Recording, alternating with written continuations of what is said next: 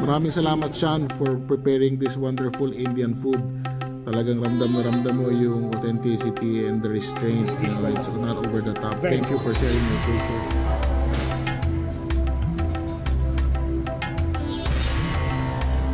On top.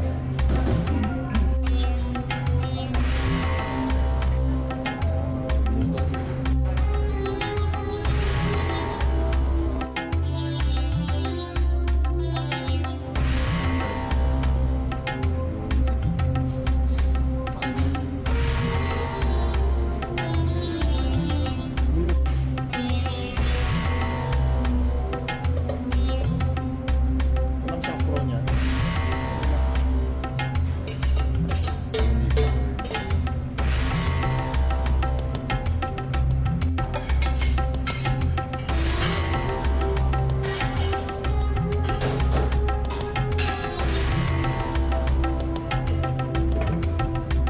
Ano naman daw yan?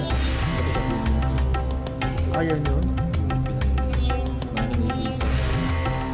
Ito mga tunay na mga Indian spice.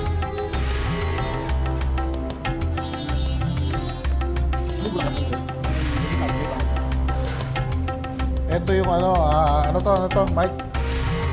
Ano to? Onion, cardamom, fennel seed, basta anise, tapos yung flour na tapos ito.